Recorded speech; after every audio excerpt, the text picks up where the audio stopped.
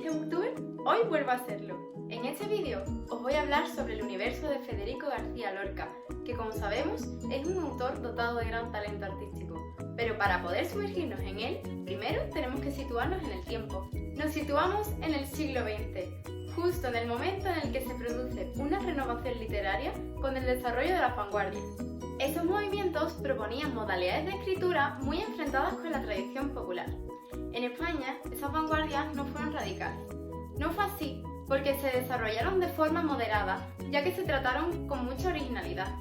Con lo cual, no hubo una ruptura con la tradición.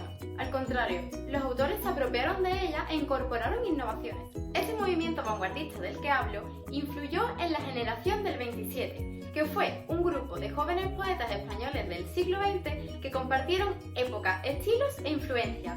Esta generación debe su nombre a Luis de Góngora, ya que en 1927 se conmemoraron los 300 años de su muerte y se realizó un homenaje en el que participaron los miembros de esta generación, y desde el cual así se les denomina.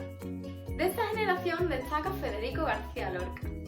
Él nació en 1898, justo en el año que se produjo el desastre del 98, en el que España perdió sus últimas colonias de ultramar, y murió fusilado en 1936 a consecuencia de la Guerra Civil Española. Lorca fue un autor canónico que se relaciona con la poética de la modernidad. Una de sus corrientes poéticas fue el neopopularismo, que tuvo su origen en el postromanticismo español del siglo XIX. El neopopularismo fue un movimiento especialmente andaluz y reaccionó contra la literatura demasiado elitista como la que se vio en el modernismo y de manera análoga contra el hermetismo de las vanguardias. El neopopularismo trataba de imitar la métrica y el espíritu popular de la lírica tradicional, incluidos en el cancionero del Renacimiento, así como en los poemas del romancero viejo. Al mismo tiempo, las vanguardias también se interesaban en lo popular y en lo primitivo, en la libertad creativa del folclore y en la imaginación infantil y maravillosa.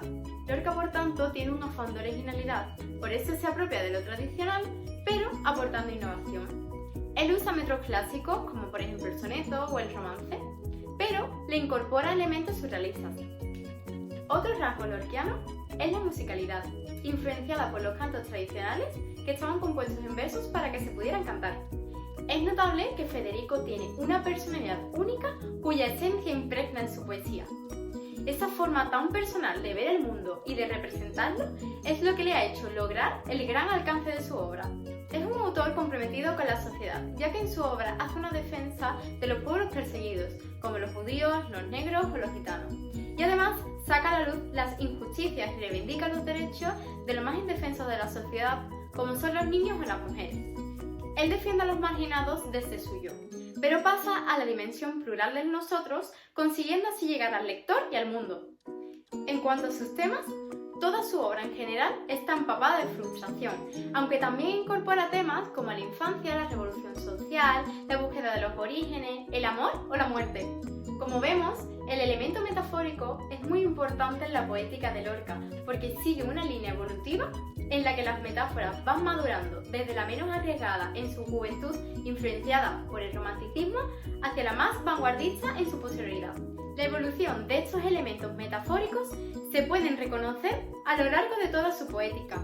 En Libro de Poemas y en Poemas del Cante Hondo, escrito en 1921, justamente en la juventud del autor, se reconocen metáforas más simples de la infancia, de la muerte, del alma frustrada, así como del duende, que era la palabra con la que él denominaba la inspiración del cantaor o del poeta. En Romancero Gitano, escrito en 1928, aparecen romances elaborados cuidadosamente con arte y técnica, y supone un pasito más en la evolución de la metáfora con la creación del mito gitano y con el uso de la metáfora pura. Son metáforas que recuerdan al lenguaje gongorino, porque al igual que Góngora decía que el poeta tenía que ser profesor de los 5 sentidos corporales, Lorca hace un juego sensorial, ya que su lenguaje produce efectos en los sentidos. Solo tenemos que ver el cromatismo que aparece en el romance Sonámbulo y Su verde que te quiero verde. Poeta en Nueva York, escrito en 1930.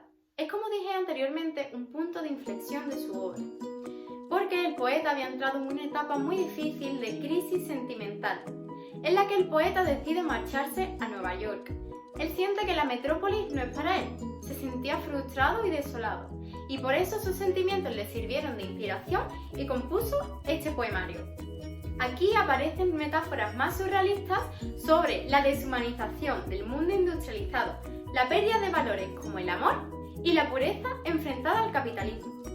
Es un Lorca que suma la experiencia de crisis personal más las vanguardias y dan como resultado una obra magnífica. En Sonetos del amor oscuro, escrito en 1936, encontramos un Lorca mucho más maduro e intimista. En los sonetos, el poeta parte de la angustia que produce la inaccesibilidad del amor apasionado que no alcanza su plenitud, pero que se queda en escasos momentos de esperanza y de felicidad. Son metáforas mucho más logradas, metáforas verbales, adjetivas, semánticas que apelan a los sentidos, o también metáforas más eróticas y por tanto mucho más herméticas. Sí que es cierto que la obra poética de Lorca es muy compleja porque exige un nivel de interpretación que no todos tienen, pero merece mucho la pena introducirse en su universo, porque como hemos visto, Lorca aúna todas las artes en sus poemas, música, literatura, pintura, y los dota de una belleza exquisita. Por eso os invito a su lectura porque no os va a dejar indiferente.